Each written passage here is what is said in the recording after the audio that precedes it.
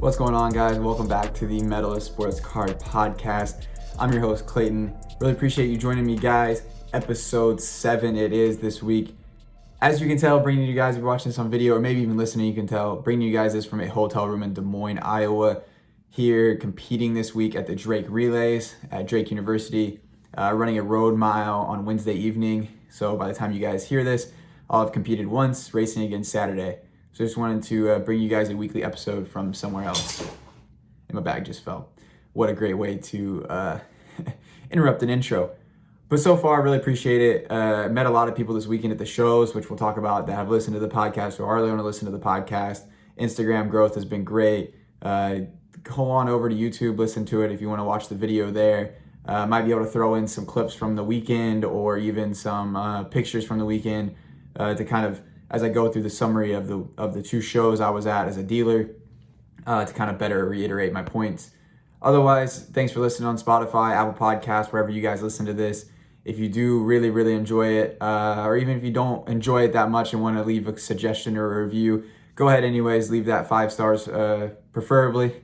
And I do appreciate all of that. I appreciate the support, the comments on Instagram, the shares, the likes, all that goes a really long way. I don't do this to try to grow it into something big. I do this out of enjoyment for the hobby and wanted to just be able to share some information and what I learned with you guys. I'm by no means a crazy expert at this. I'm by no means a seasoned veteran compared to some others in this space. But I've learned a lot over my last, at this point, 15 months in the hobby, back into it, and just kind of using my knowledge from my business background, finance degree that I earned in college, as well as my experience in coins and currency that I was in before this, investing, different avenues that I have that I feel like I can just bring some knowledge with you guys, and also just bring some hobby news that you guys might have missed, discuss on some topics, maybe bring you guys a different perspective beyond just the Instagram post that you guys see. So I really appreciate it. I really do. All everybody who reached out this weekend and met me and said something about the podcast. It was really cool. And again, appreciate all the shares and the comments. For this episode today, Thursday, April 22nd, episode 7, we're going to do our weekly hobby rundown. A little bit of NBA injury news, as it seems like that's a pretty common starting point for the podcast currently. We're going to discuss the show recap, set up at 2 shows, one including the Rated Rip show in Canton, Ohio, and another show in Strongsville, Ohio. And then I wanted to kind of get in a little bit of maybe how to trade at a show, both as a dealer and as a buyer. I've been on both sides of the table of this now, and I did a lot of trading this weekend. I enjoy trading, so I'll kind of talk about that a little bit more, but that's kind of the segment of the show today. Not going to be anything crazy long. There's not a whole lot that I'm going to bring you guys that's super elaborate. Just kind of recap the weekend, talk about trading, do the little hobby rundown that I always do, bring you guys your news, and we will be wrapped up for the week. So if I'm looking away, I'm literally just looking at my notes for the podcast. If you are listening and you hear a background noise or something happened in, I don't know, the hotel starts making noises, apologize for that if you're listening. So the only really breaking news as far as big sports news I felt that kind of affected the hobby drastically was just the James Harden being out indefinitely with the hamstring following his MRI this week. He had a little issue in practice where he re-aggravated that hamstring. This is a scary thing for the Nets, I feel like. They've only played 7 games as a trio with Kyrie, KD, and James Harden. I mean, can they put it together in the playoffs? I heard them discussing on ESPN about it, and they were talking about, the question was, does this affect their defensive chemistry? And I kind of agreed with them, saying that there never really was a defensive chemistry goal, I guess. They weren't really searching to be the best defensive team in the East, but they were just planning to beat everybody as far as the 3 best players potentially on the floor in the East at the same time. But I mean, can they be healthy during the playoffs? Can they play multiple series and stay healthy? Imagine if it goes 7 games during the 2 rounds of the first 2 rounds of the East, and then all of a sudden you're playing 14 games. Can they make it 14 games? They can't make it through what seems like a week of them being together and being healthy. So that might be my biggest concern is, say they all 3 are healthy going into the playoffs. Can they keep it together for the entire playoff stretch and make it to the NBA Finals? When it comes to cards, I'm not super invested in any of the 3 of these, so I don't have any skin in the game when it comes to these three. I missed the James Harden bump when he got traded. The Kyrie, I thought about investing in Kyrie back in March, but I was never really sold on the Nets and sold on Kyrie being an intricate part of their team going forward. I had some doubts, I guess you want to say. With KD, it's just not an exciting investment for me. I'm not a KD hater. I don't think that I'm anybody's, I don't think I really dislike anybody in the league. But when it comes to KD, I just want to invest in somebody that I think is going to be on the floor. I understand every single player is an injury risk. I understand my Zion investment's a big risk. But at the same time, KD is supposed to be this once-in-a-generation player, and I believe he is a once-in-a-generation scorer. But for me, a player is somebody who completes the whole entire thing. They complete the package, and I just don't see KD completing that right now. I mean, it just seems like week after week, month after month, he's dealing with some type of different injury. He's not consistently playing. But when he does, he's the greatest. I just can't invest in somebody who's not consistently producing for me. So that's kind of the net summary. I guess I'll go out on a limb here. I'll say that I think in the East, the Celtics make the Eastern Conference Finals. I could see it easily. I don't know what the seeding is going to be like. Obviously, it's going to change 10 times before then. I could easily be seeing a Nets final or Eastern Conference Final. I could be seeing Sixers Celtics. Any of those four teams, I think the Celtics, the Knicks, the Nets, and the Sixers could be probably the Eastern Conference Finals game. Some kind of matchup amongst that. Maybe the Heat, if they can kind of string it together. Again, kind of inconsistent all season.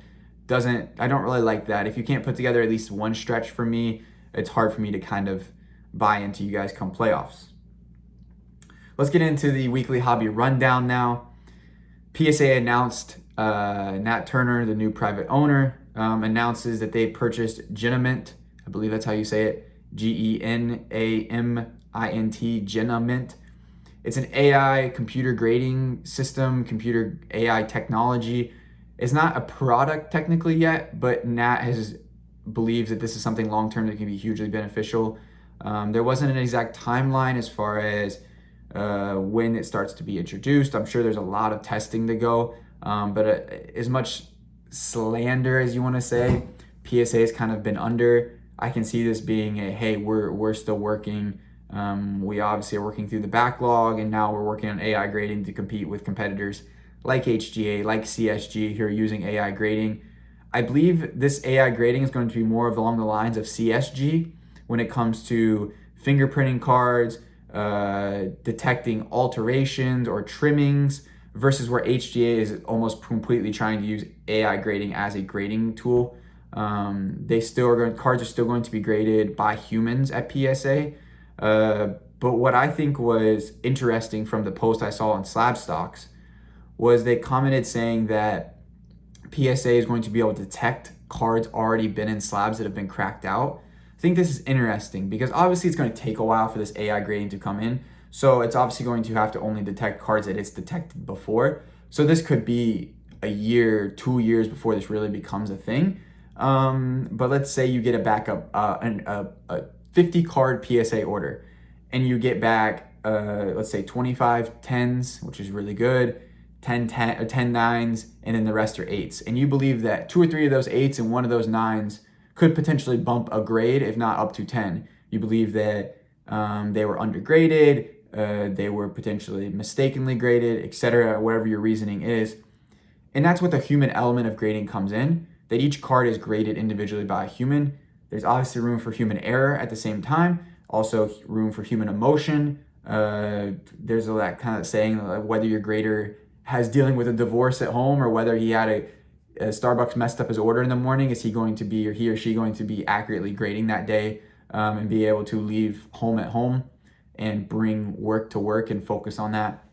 So I think that's kind of where I see the potential, not issue, I don't see it being an issue, but the potential mystery going forward, I'll say that. PSA has obviously been under scrutiny with the backlog. They've been under scrutiny with the population reports, supposedly now controlling populations, etc. I had a lot of conversations this week at the show about PSA. It's one of the biggest things that get brought up to me on a regular basis when it comes to the card market. either who should I buy or what's going on with PSA. Those seem to be the two common discussions that I have with people. And I think one thing that people need to understand is PSA doesn't assign a value to a card. I think a lot of people get that confused sometimes, that PSA assigns a value, and that's not true. PSA assigns a grade out of 10. They assign a 1 through 10 grade to that card, or detect it as obviously altered or fake, and return the card to you. Then that value is then determined by the market and us as buyers and sellers. PSA doesn't send a LaMelo Ball PSA 10 out and say, you have to sell this card for $1,800. That's what it's worth. No, they're assigning a value to that card, or assigning a grade to that card, and we're creating the value. So I think a lot of people get that confused. PSA is in the business of grading cards and authenticating cards, or authenticating autographs or memorabilia, etc. They're not in the market of assigning grades. They're not a Beckett. They're not a Beckett magazine. They're not an eBay comps or 130 point or however you want to. They're not a Facebook group. They're a business that grades and authenticates sports cards or comics or comic cards, Marvel, Pokemon, etc., trading cards. So I think that's something that people need to kind of be more aware of, I guess, in my eyes. That if we think PSA is handing out too many 10s, that's probably not the case. They're not trying to control. I don't think they're trying to control the population for it, because they don't gain anything from us not sending. Like, I don't get that argument. Okay, let's say they're controlling the Luka 10 population. That's the big thing. Well, if you submit a Luka Prism rookie card now, you're ought to get a 9 because they're just not handing out 10s anymore. The other thing is that there's thousands of cards graded. So how many are left that are actually 10s on the market? Let's say you buy a 2018 Prism basketball card. How many owners have had that card? At least one owner's looked at that card to be submitted. It's extremely hard to find cards that aren't pack pulled that are worthy of being submitted beyond the last year or two, because that card's been traded through hands, and at least one person in that time has been like, wow, the return on this is great if I get it graded. Let me at least evaluate the card for grading. So I don't think necessarily PSA is handing out less 10s. Now, granted, maybe their grading standards have changed, but I don't think they're in the business of limiting pop reports. Wouldn't you want everybody to own a PSA 10? I'm just not bought into that yet. I don't see the evidence there that supports that. I get the argument, I see it, and I'm not disagreeing with you that they couldn't potentially be doing that. I just don't see the benefit for them necessarily to be doing that, because they don't necessarily gain a whole lot out of either way, whether there's a lot of PSA 10s or not. Because when PSA 10s sell on eBay, they don't get any profit out of that. And the market, again, determines the value. They don't. So if we determine that Luka's not worth $2,000, which we determine that it's worth more like $1,300, $1,400, whatever it's at now, then that's what the market determines, not PSA. So that's my PSA rant for the video. It seems like every video has injury news from the NBA and PSA news / discussion. LaMelo Ball, I guess this is a good NBA injury news. Returns to practice, contact practice. This was about 2 days ago. I'm recording this on Wednesday. So on Monday, they announced that seemed like 7 to 10 days he should be hopefully returning to the court. I think this bodes well for obviously LaMelo investors. It bodes well for Prism, for other 2020, 2021 products that will soon to drop. Optics, Select, Contenders, etc. still need to be released for 2020, 2021 products. There was a big sale of LaMelo recently. PSA 10 Orange Prism, which is out of 49, sold for $23,000 at auction. Seems ridiculous to me, but that's where the market is at. I also saw a post where it compared the release of the last 3 big PSA 10 rookie cards sales: Zion, LaMelo, and I believe it was Luka. And my first comment was just like, the hobby is nowhere near what it was a year ago, let alone 3 years ago. The hobby is in a completely different place.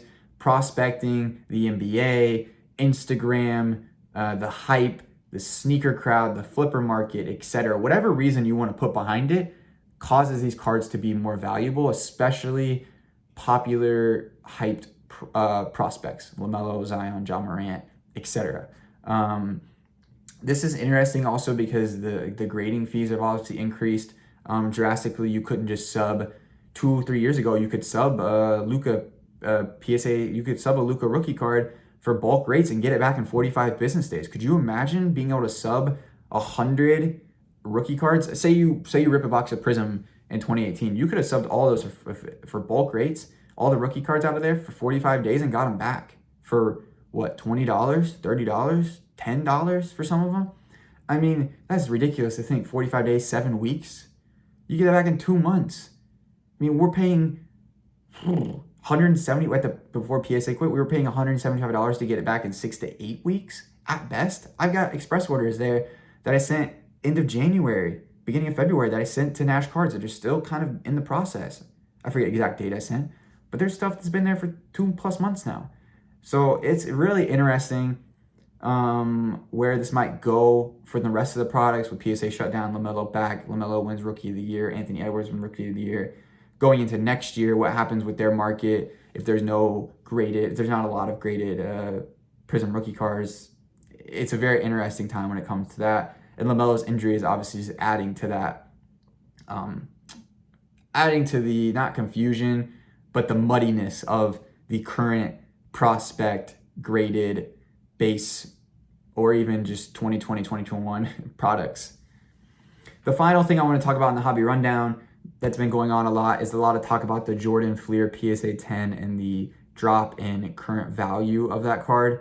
The recent sale at Heritage was $408,000. I know I mentioned that last week that I was being sold $408,000. That includes all the buyer's premium, etc.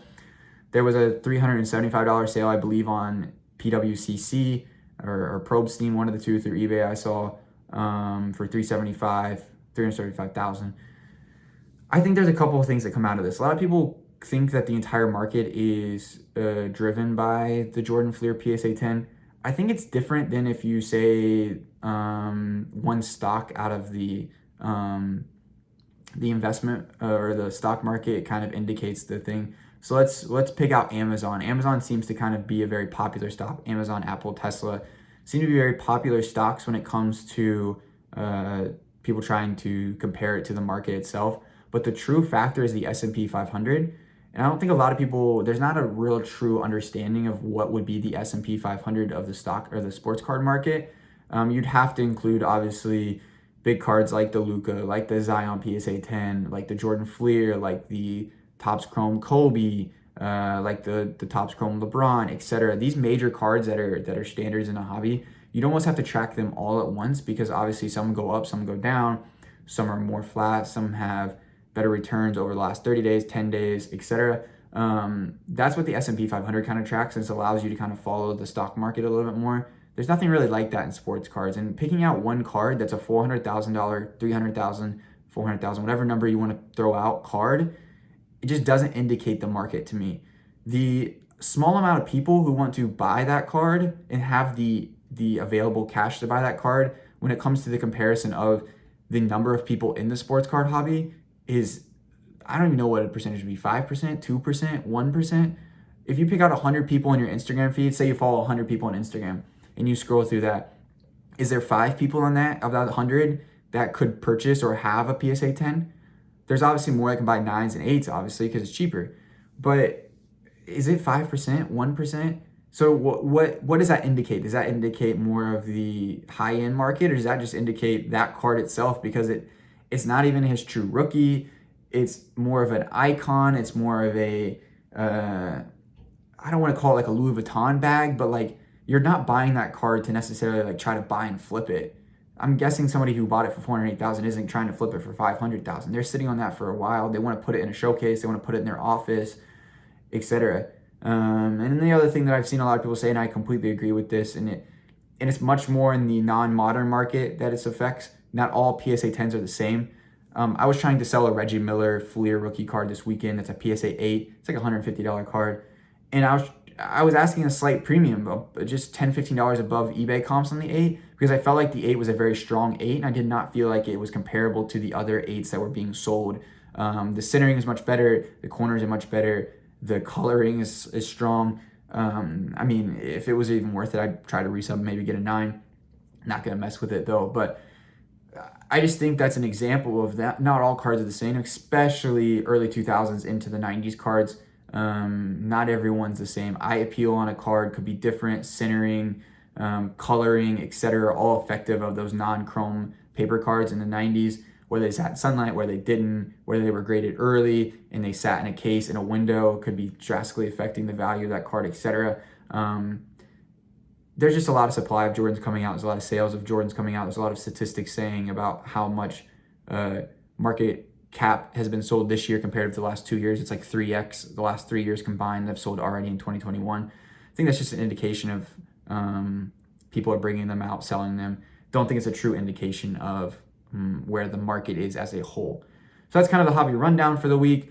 If you guys have any comments about the PSA situation and kind of where you think AI grading is, or whether you disagree or agree with me about the Jordan Fleer PSA 10 being the main indicator of the sports card market as a whole, leave a comment below. I am interested. Gonna throw up a post obviously on Instagram, kind of promoting this. If you're listening to this, head on over to Instagram at medalist_sportscards.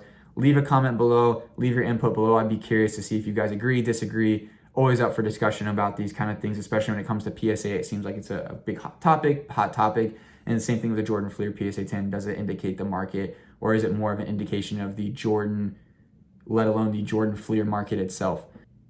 All right, let's get into the main segment of the show today. I just want to talk to you guys about, kind of recap the weekend. Things that I learned, things that I didn't expect, how did the shows go? Just kind of give you guys the breakdown show by show. Talk to you guys a little bit about the things I sold, traded, what was kind of hot, etc. First show was Saturday. Canton, Ohio, through Rated Rips, was the host of the show. Big breaker, Instagram presence.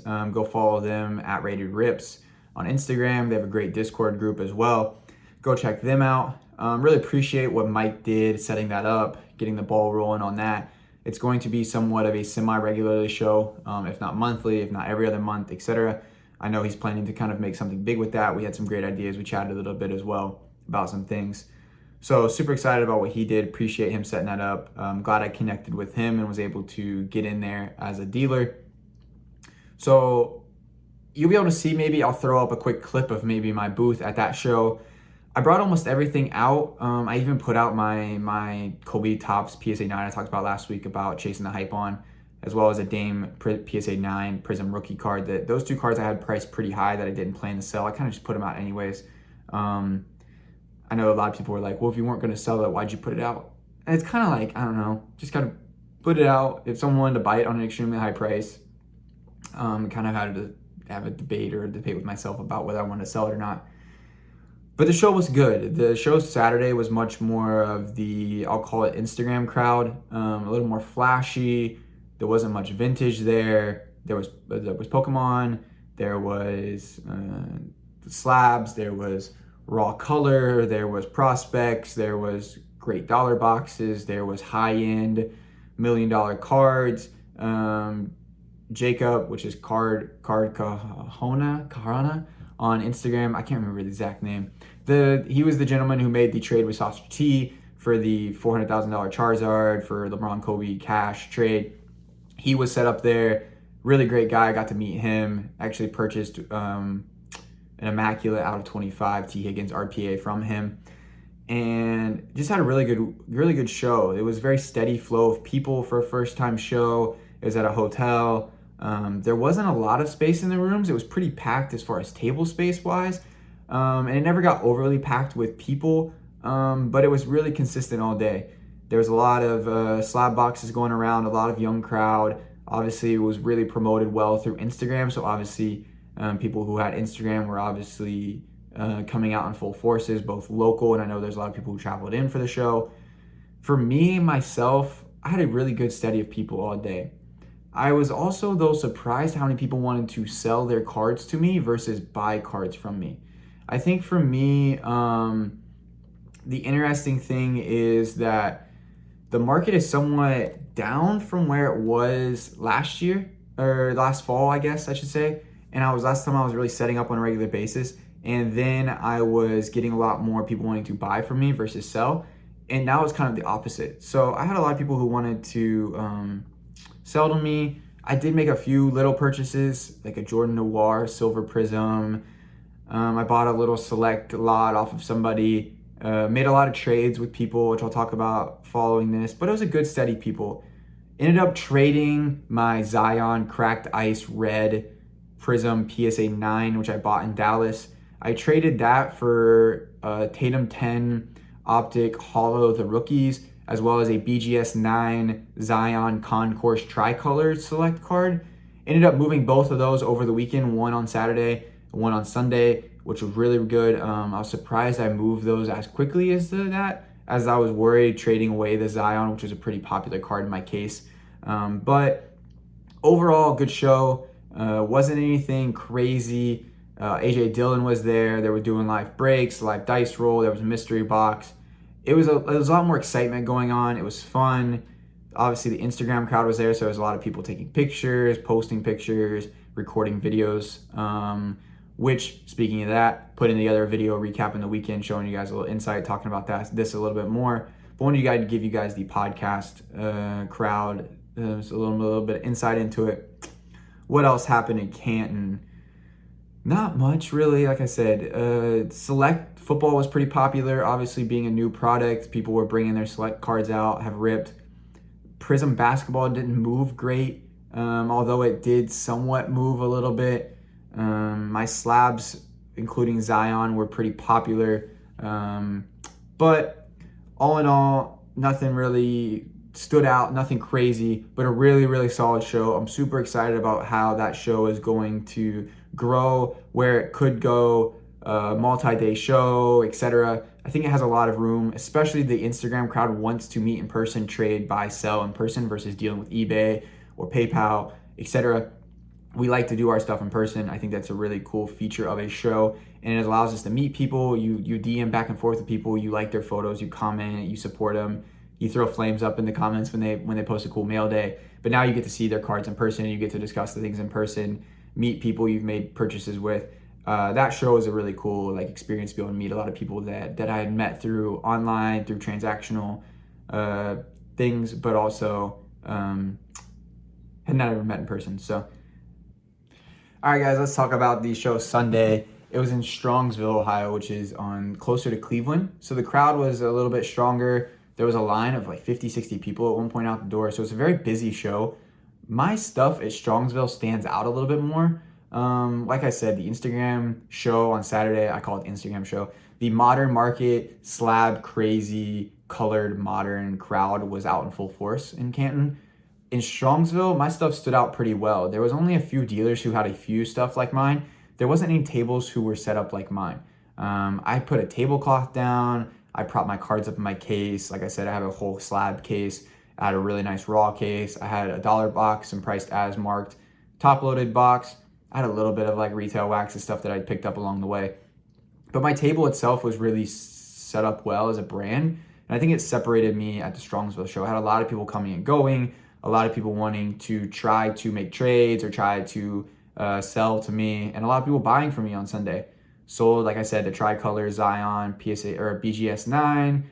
I sold a lot of raw stuff, a lot of Zion raw, John Morant raw, a lot of quarterbacks, Josh Allen, Don Russ, Lamar Jackson, Don Russ, etc. Those sold really quick. Sold a lot of stuff out of my priced as marked box, my dollar boxes. I did buy a few things, bought a few low-end things that I bought and put in my case and flipped instantly. Some of the stuff I bought from younger collectors, younger kids who were just looking for cash for the show. They came up to me, saw that I had a buying sign. I bought $10, $15 LaMelo cards off of them, flipped them for $15, $20. Yeah, I made a profit. Wasn't much. Obviously could have risked them sitting in my case, but I wanted to give that kid the opportunity to go and purchase cards during the show. So that was something I thought was fun. Had a lot of kids wanting to make little trades with me.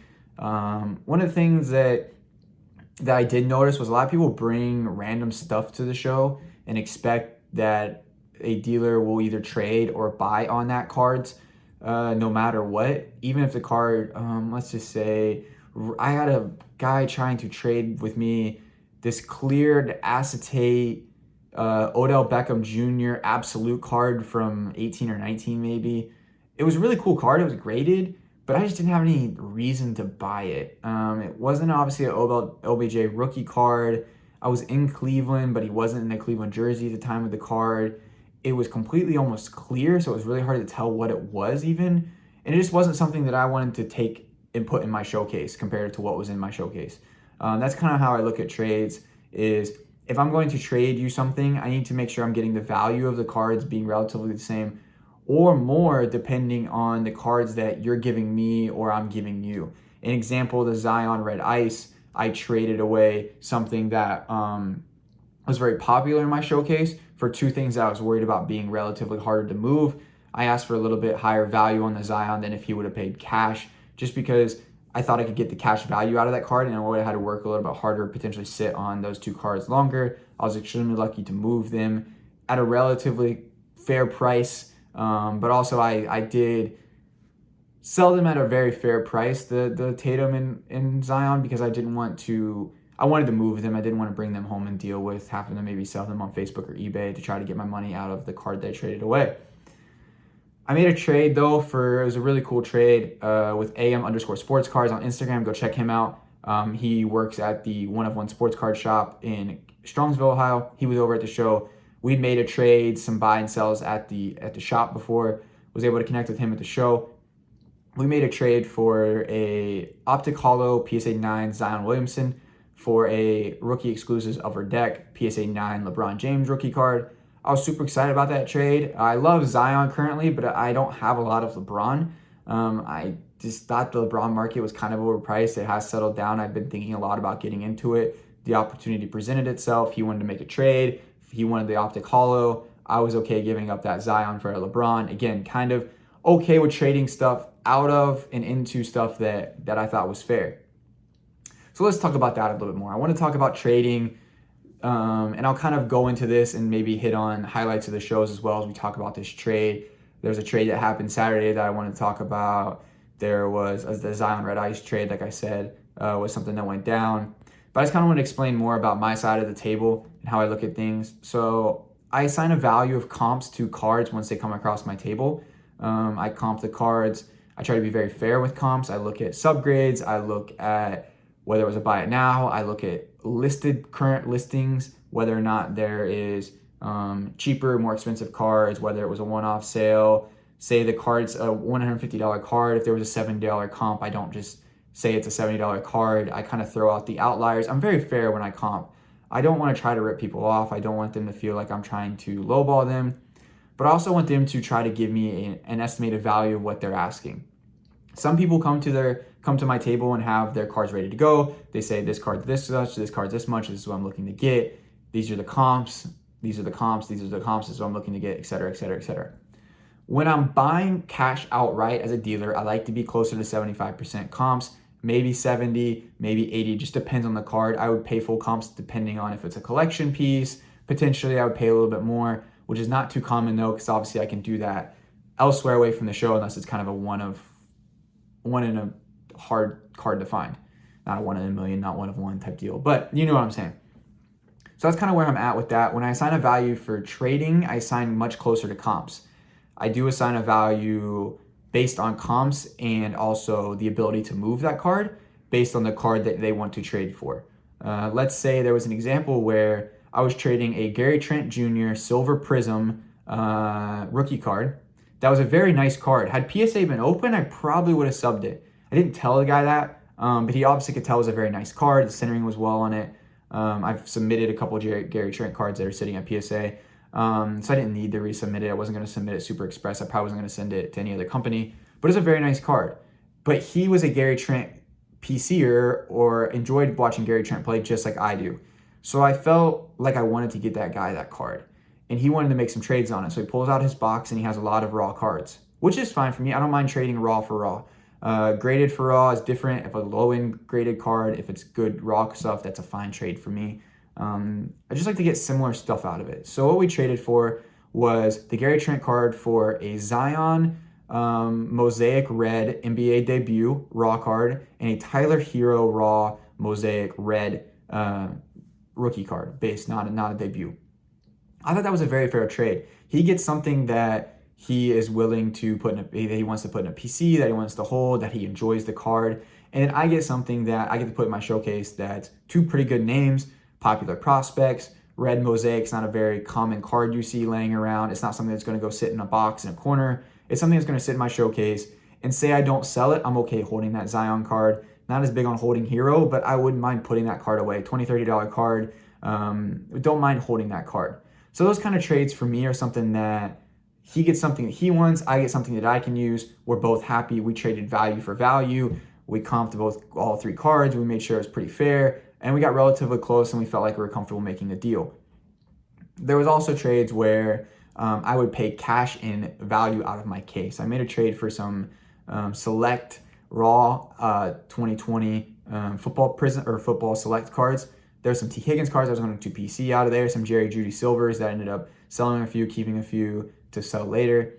But I felt comfortable buying that stuff. It's because stuff that is going to hold value. I don't mind buying football right now. Even select, I think, is not like crazy inflated prices like NBA when it releases does. So I felt comfortable with that. I gave him, hey, these are what I can buy these cards outright for cash. I would pay you cash for this and give you value. And so what we did is I gave him a small amount of cash, and then I gave him value out of my case. He was very fair, not taking some of my, trying to trade into some of the slabs. He's very fair about trading into raw stuff. He was looking for similar things than what he was trying to get out of with the select. So he's a very fair guy, and he made the trade. It was smooth. There wasn't many trades that were rocky all weekend. There was only a couple trades, like I said, about the OBJ trade was kind of rocky. The guy was kind of not understanding. All right, I apologize for that. I'm using my gimbal as a tripod. It died, so now I got it plugged in. But we were talking about the OBJ guy wanting to trade, and that's kind of tough because if I'm not getting cards that I think will sell or do well, then it's hard to accept a trade. Obviously, you want to make your buyer happy, but at the same time, you have to protect yourself. So just be mindful of that when you're going to trade or when you are trading. Just protect yourself / kind of respect the other person's items. It's a weird thing to trade. It's just not like you go into a card store, you buy the card, you walk out, like transaction done. You don't go on eBay and trade. Like the trade aspect is very personal and a human aspect to it that makes it somewhat difficult. It's kind of like the selling on Facebook aspect where you have to deal with people negotiating, you have to have skills, you have to have respect, all those things you don't necessarily have to have on eBay or buying from like a retail store. It's just a little bit different of a thing. So just be prepared for that if you are planning to trade or get trades, I guess, or offer trades. The other thing that I would suggest is if you are willing to trade / buy, just go ahead and put a sign up. I had a sign that said trading and buying. Obviously wasn't buying everything that came across my table or trading everything, but people saw that, came to my table. It drew a little more attention because I had those things. The other thing that I would suggest is creating a QR code. I used the QR codes this weekend and have them on business cards.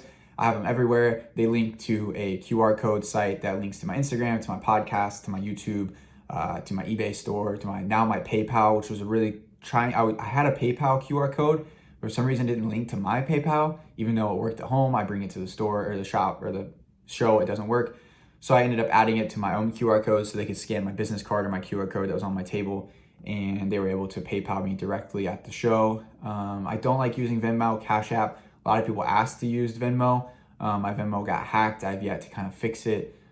So just be mindful as a dealer, as a buyer. Not everybody accepts those as forms of payment. Obviously, dealers enjoy cash because then they can rebuy with cash if they're looking to do that. So I accepted some PayPal. I didn't accept some other transactions just because I needed the cash, etc. So just be respectful of that as a buyer. Other than that, the trading aspect, the show aspect, it was a really great weekend.